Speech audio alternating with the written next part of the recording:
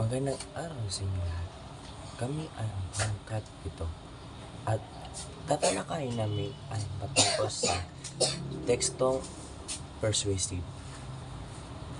Noong nakaraang module, tinalakay natin ang tekstong argumentibo at kinumpara ito sa tekstong persuasive. Ngunit, sa module na ito, mas pagpupukosan natin ang tekstong persuasive. Pero bago ang lahat, may mga pampagana o pampa-energizer kami sa inyo. Ito ay isang laro at tinatawag itong ulaan ang patawat o bandila. Katumbas ito o katulad ito sa English na guess the flag.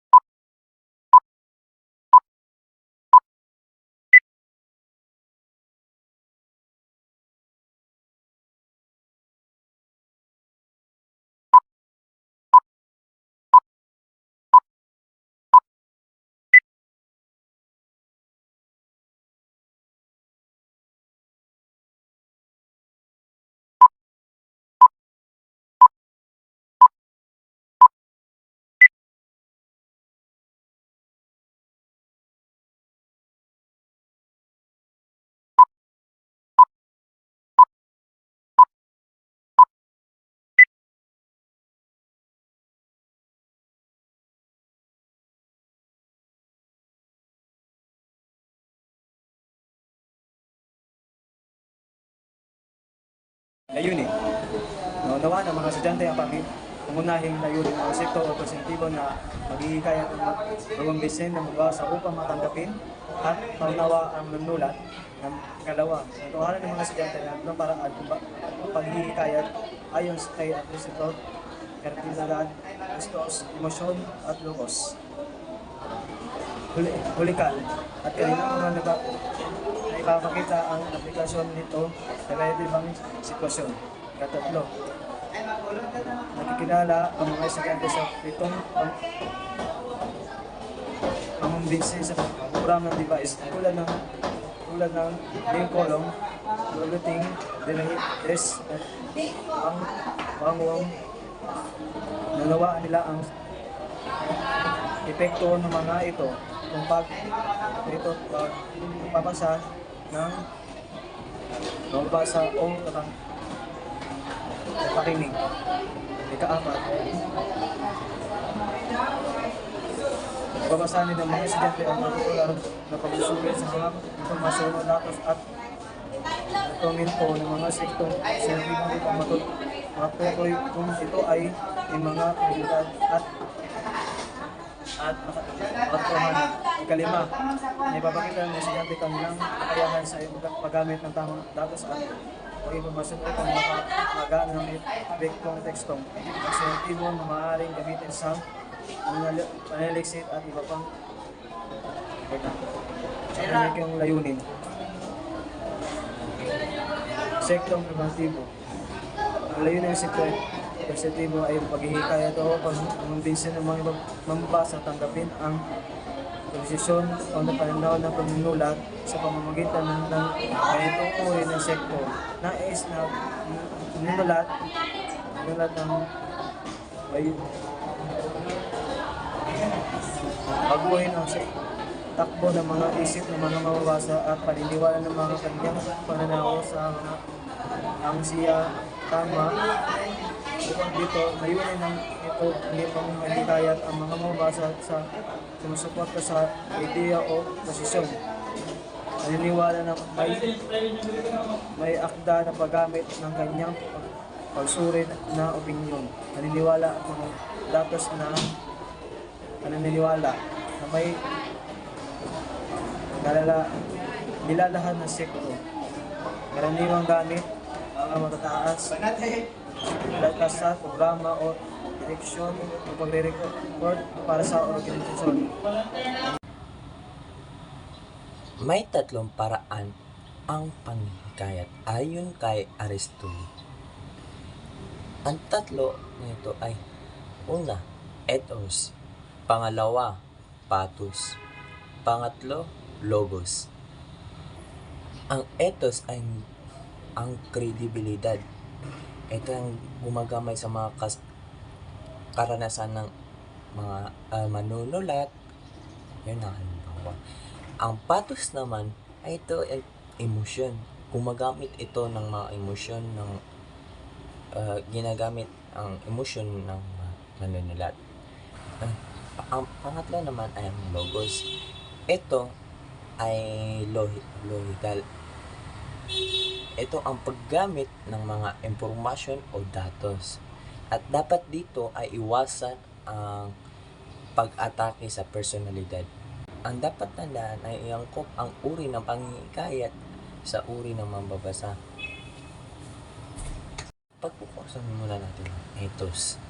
Ang ethos ay ito ang panguminsi gamit ang karanasan niya. Halimbawa nito, ang isang turista ay hinihikayat niya yung mga tao na pumunta sa Pilipinas. Gayunpaman, hindi pa naman siya dito nakakapunta sa Pilipinas. Kaya kaduda-duda ito. Kaya gagamitin natin ang karanasan ng isang manghihikayat. Number 2, ang reporting. Pathos ay tumutukoy ito sa ginamit ng emosyon o damdamin upang mahikayat ang mambabasa. Ayon kay Aristotle, karamihan sa mga mambabasa ay madaling madala o ng kanilang emosyon. Ang paggamit ng pagmamahalaga at pananiwala ng mambabasa ay isang epektong paraan upang makumbinsi sila. Halimbawa, ang pagsasaysay ng kwentong kaanpig ng galit o awa ay isang mahibisang paraan upang mahikayat silang pumalit ng panunulat. Ang Kristo ay nagpapaliwanag ng pathos bilang isang paraan ng paghihikayat ng gumagamit ng emosyon upang maimpluwensyahan ang mamabasa. Ayon kay Aristotle, madaling maimpluwensyahan ang mga pamabasa sa pamamagitan ng kanilang emosyon. Tapos ito ay tumutukoy sa gamit ng lohika upang makimbinsi ang mga mangbinhas sa kanilang mapatunayan ang datos na kanyang inilatag ang kanyang pananaw kung sa siyang dapat pananiwalaan. Kayuma, isa sa mga madalas na pagkakamali ng mga manunulat ang paggamit ng admium analysis, kung saan ang panunulat ay sumasalungat sa personalidad ng katungkulin at hindi sa paniniwalaan nito. For example, sa number 3, ang logos ay isang paraan ng paghihikayat na gumagamit ng lohika upang kumbinsahan ang mabasa. Kailangan mapatunayan ang manunulat sa mga pamabasa na batay sa mga impormasyon at datos na kanyang inilatag ng kanyang pananaw o punto na siyang dapat paniniwalaan. Ngayon naman, dumako tayo sa propaganda devices. Ang propaganda devices ang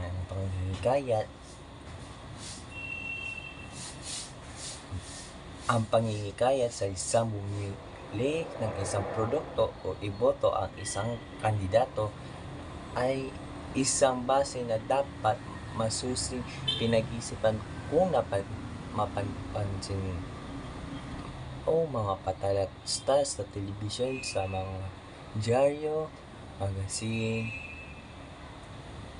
ay kinakailangan nakapukaw ng atensyon. Iba't ibang uri ang propaganda devices. May name calling, glaring generalities, transfers, testimonial, plain folk, card stacking, at ang huli ay bandwagon. Ano nga ba ang mga ito?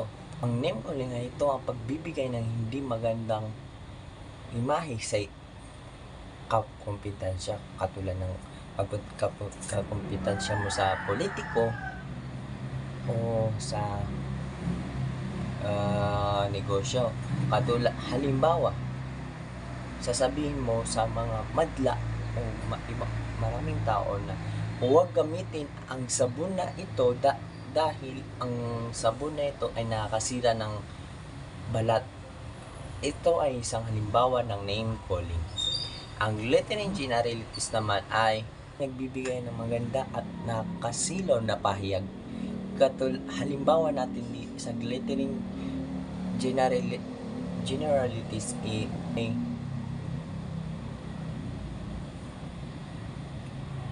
gumamit ng sabon na ito dahil nakakaputi ito at maganda ito sa kalusugan.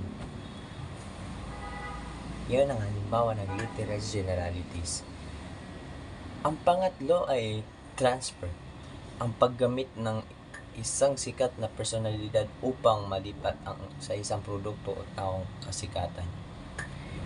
Halimbawa nito, si Manny Pacquiao ay gumagamit ng gamot na ito tuwing nasasaktan. Dahil sa kasikatan ni Manny Pacquiao, sumisikat rin din ang produkto na gamot.